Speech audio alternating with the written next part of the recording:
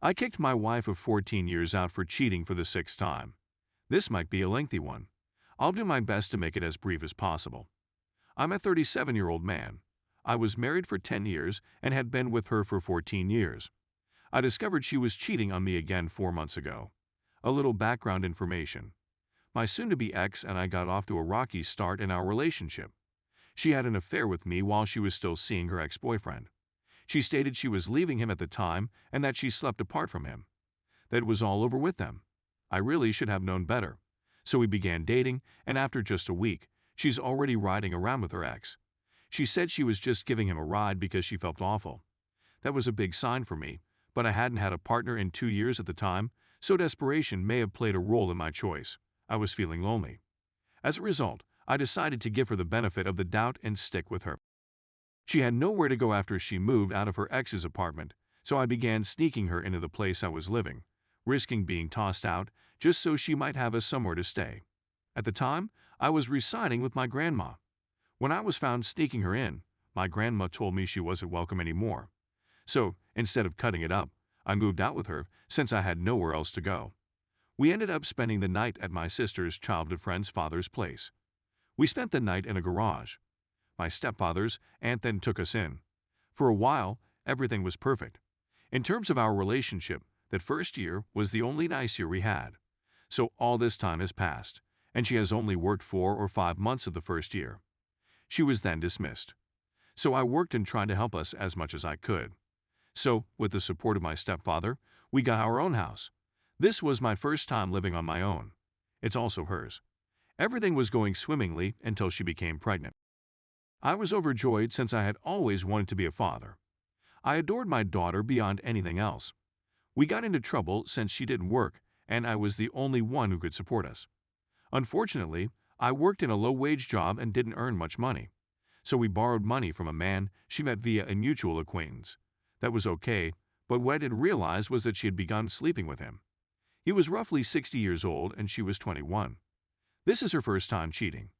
She attempted to convince me that he had told her tales about his time in jail and how he had murdered someone and gotten away with it, and that if she didn't sleep with him, he would kill me. For at least 3 months, she had a regular affair with him. I was devastated when I discovered the truth. I couldn't believe she'd sleep with this guy in our bed, with our kid not more than 20 feet away. My daughter was just a year old, so I stopped her from visiting him and attempted to straighten things out for the sake of our kid. We all make errors. How am I to judge? I reasoned, so I persuaded myself that she was speaking the truth when she said he was forcing her. So we filed a police complaint, went to court, and then nothing happened. Turns out he never went to jail and never murdered anybody, so her narrative seemed a bit far-fetched after that. But I maintained the connection, believing it was a one-time thing. I was mistaken. Not even a month later, I receive a phone call from some random man informing me that she's been talking to him and even went to visit him when she was supposed to be out searching for work and I was at home caring for our baby. He was upset with her for not leaving me for him, so he revealed her identity to me. To cut a long tale short, I forgave once more. Then, approximately 6 months later, a random lady phones to inform me that she's been emailing nudes to her partner, with whom she has children.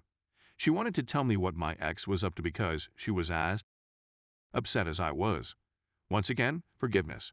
So, at this point in the tale, I make the decision to marry her. Let her know that I'm still interested in her, even if she's made errors. She is my child's mother. I can't simply throw her out and let my kid grow up with divided parents, can I? That was something I didn't want to do to my kid. So, when we married, we relocated to another state. I believe we can make a new beginning. Away from all the unpleasant memories.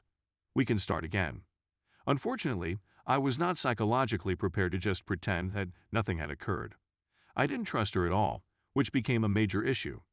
She worked hard for a time to show she could be trusted and that she was sorry for what she had done to me, but she cheats again. Not straight away, but shortly after we relocated. My kid was the first to be born. Then she decided to cheat once again. This time, she was emailing naked pictures to random strangers on the internet. She would email nudes to anybody who would give her the time of day. She's not unattractive either. And I catch her again, and she tears and apologizes and vows she'll never do it again. And, one again, I don't want to split up my family because she harmed me. I can take it for my kids, I reasoned. We're in our third or fourth year together. Keep in mind that she has been staying at home the whole while I have been working. So she had the whole day to do anything she wanted, and I had to live in fear of what she may do. So at the time my kid turned 4, I discovered she was doing it again, but this time she was sending nudists to everyone she could. I mean, she sent the man next door naked, and another neighbor told me about it. Then, 6 months later, I discovered she was chatting to roughly 30 individuals online at the same time. She had 193 nudists and maybe 30 or 40 movies that she sent to random folks. Her mother provided her a hidden phone so she could cheat. Don't get me wrong, I was far from perfect. I was very furious, very suspicious, and quite wounded. As a result, I experienced more terrible days than good. So I attempted to accept blame for perhaps pushing her to cheat since I was a jerk at times. It is difficult to forgive someone who has cheated. It's difficult to appear as if everything is okay or to persuade oneself that everything is well. But I didn't want to split up my family. I didn't want my children to go through it. As a result, I remained. We moved to a new home not long after that, my current residence. Everything seemed to be in order, but I was once again mistaken. This time, she met a strange man on the internet. I invited him to our place while working second shift and was sleeping in our bed with him once again. She said she used condoms this time, but I got gonorrhea. Even in her admissions, she lied. But I persisted. We've been together for 12 years at this time. I told myself that if she did it again, I would make her leave no matter what, and that's exactly what I did. She sort of let herself down the previous time. She was watching a TikTok and was experimenting with a new filter, which she wanted me to try as well. So she offers her phone to me, and there it is. There were more nudes in the thumbnails of the most recent images taken. So I asked what this is, and she responds, "Oh, I was going to mail them to you." I should have known better. As a result, she confessed, again, and I informed her politely that she had to go. It took her 2 months, but she was ultimately able to go. That was almost 2 months ago. I was polite. I didn't shout or holler. I never threatened to take the kids. Actually, I promised her I'd do a no-fault, no-contest divorce if she simply did 2 things. Please let me know when you start dating someone. As a last note, please keep that individual away from our children until the connection is serious. She gave me an STD, so she's not exactly the greatest character judge. I don't want to be concerned about who she brings around our kids. That didn't seem like too much to ask. I was once again mistaken. Many red flags have been raised in the last 5 weeks, and I'm almost certain she's already seeing someone. And that to me is a kick in the balls. I'd even assisted her at moving into her new home, and she waited approximately 3 weeks before dating again. I reasoned, you have no shame. Do I mean so little to you that you'd do something like this again in a matter of weeks? It demonstrated to me that she has never really cared about me and is just concerned with herself and achieving what she wants, with no consideration for me herself or, most importantly, our children. Now, my tale is a little jumbled, but I'm emotional simply reliving it all, so please accept my apologies. This is why I chose to share it here. We had no one when we first got here.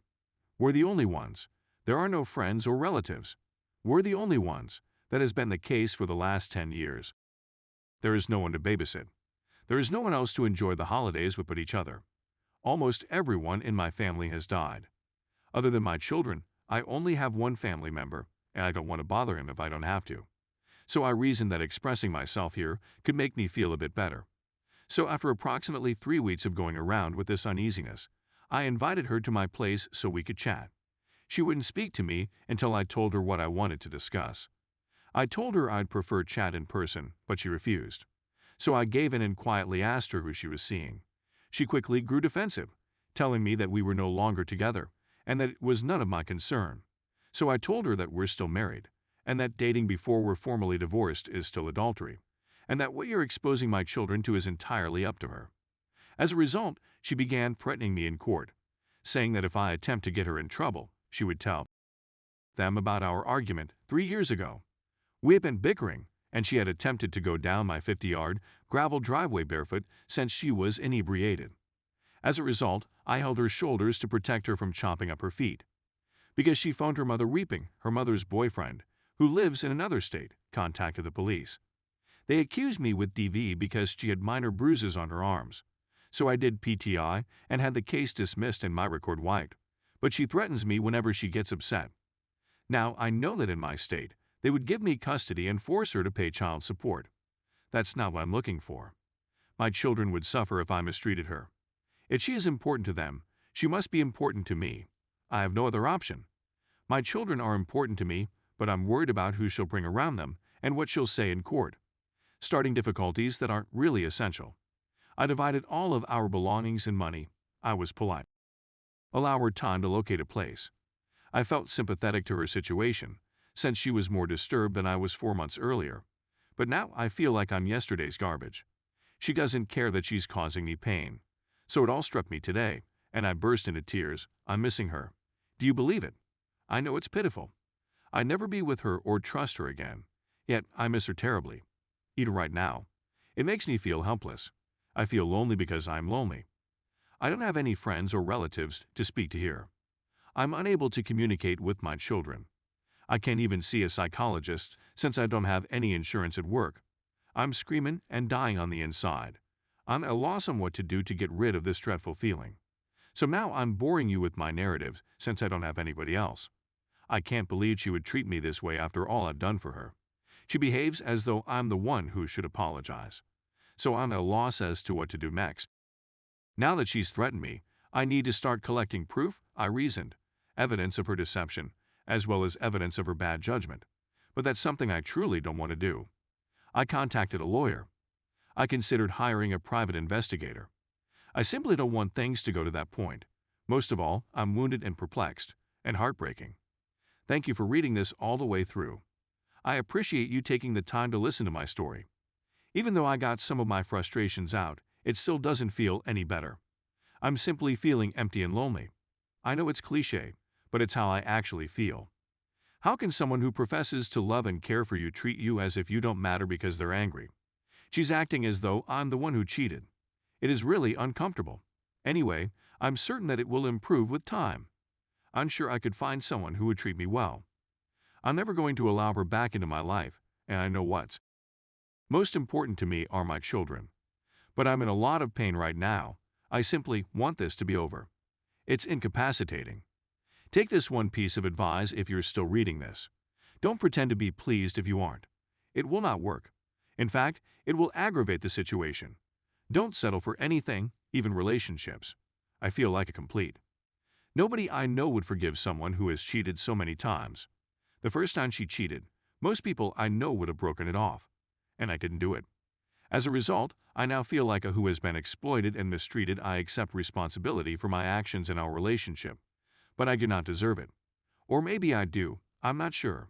For the time being, I'm going to attempt to concentrate on my children and my career, taking everything one day at a time.